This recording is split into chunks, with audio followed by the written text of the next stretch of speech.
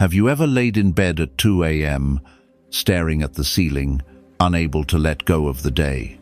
Your body is exhausted, but your mind is wide awake, replaying that awkward moment at work, that thing you said too harshly, or the text you wish you hadn't sent. You want peace, but instead, you find yourself stuck in the chaos of your own thoughts. You scroll on your phone, you distract yourself, you breathe deeply, maybe even try meditating, but your mind doesn't settle. It keeps asking questions with no real answers. Why did I do that? What if things go wrong tomorrow? Am I falling behind? You're not alone in this. In fact, this exact moment right before sleep is when most people feel the weight of their unresolved emotions. There's a common belief that rest comes from fixing everything. We think that if we solve all our problems, organize our schedule, tie up all the loose ends, then we'll sleep in peace. But the Stoics understood something deeper. They knew that peace isn't the result of external resolution. It's the result of internal clarity. We live in a world that keeps going, even after dark. We're expected to be reachable 24/7, productive until the last second, endlessly optimized. But the human mind, your mind, wasn't designed for that. It was designed to pause, to process, to reset. And nighttime is the sacred window when that can finally happen, if you let it. Seneca, one of the great Stoic philosophers, made it a habit to sit with himself at the end of each day. In a quiet room, with no distractions, he would ask himself 3 simple questions. What did I do well today? Where did I fall short? What can I improve tomorrow? These weren't empty reflections. They were acts of mental hygiene, just like washing your hands after work. It was how he cleaned his thoughts before going to bed. He wrote, "The mind must be brought back to itself, because without reflection, we start dragging unresolved emotions from one day into the next. And that burden compounds. We carry yesterday's mistakes into tomorrow's conversations. We let shame, fear, or guilt sit in the background, unnoticed, unchallenged, but constantly influencing how we speak, act, and sleep."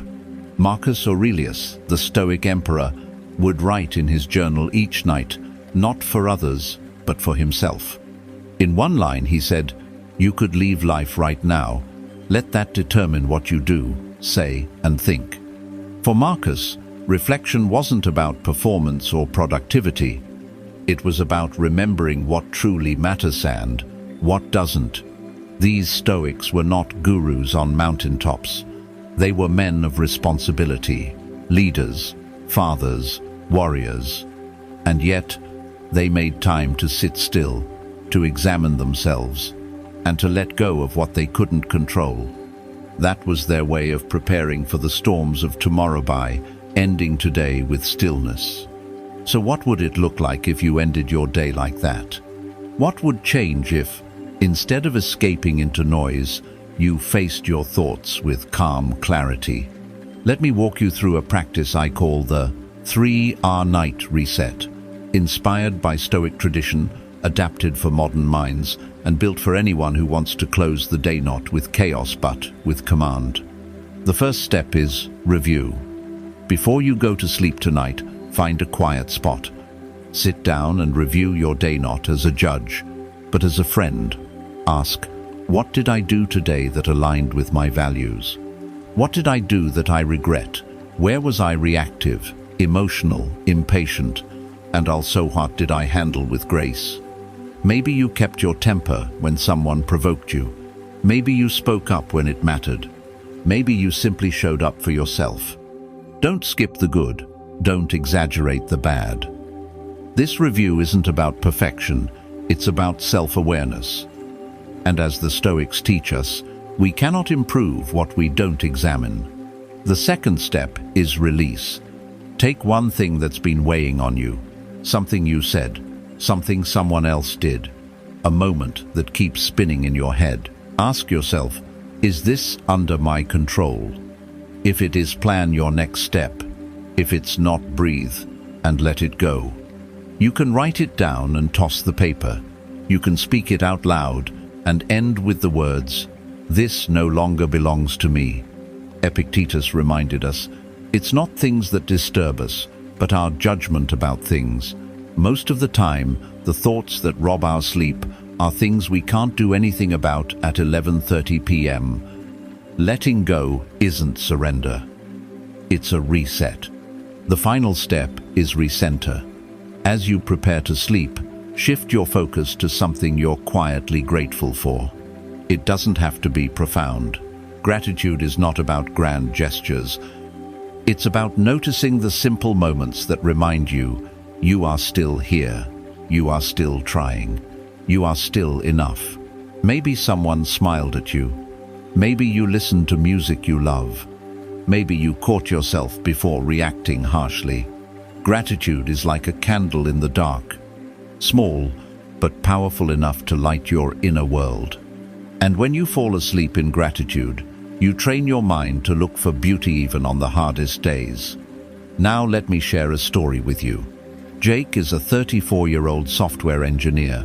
His job is demanding, his inbox is endless, and for the longest time he couldn't sleep without his mind racing. He would replay conversations, stress over deadlines, and tell himself, "I can't shut off." Until one night, he stumbled across a Stoic quote that stopped him. Marcus Aurelius wrote, "You have power over your mind, not outside events. Realize this, and you will find strength." That night, Jake sat on the edge of his bed and asked himself 3 questions. What did I do well today? What can I release? And what do I appreciate? He wrote down one thing, then another, and slowly he felt something he hadn't felt in months: stillness. The truth is, tomorrow doesn't begin when your alarm clock goes off. It begins when you decide what not to carry forward. You have a choice. Drag the chaos of today into the next 24 hours, or end the day with intention. So tonight, before you scroll, before you escape into distraction, before you bury your thoughts under noise pause, and ask yourself, what did I learn today? What can I let go of? What am I grateful for? Let these questions be the closing words of your day. Let them guide you into sleep, not just as rest, but as renewal. If this brought you clarity, leave a comment that says, "I've let go." And if someone you love has been struggling to find peace, share this with them. You don't need the world to be quiet for you to find stillness.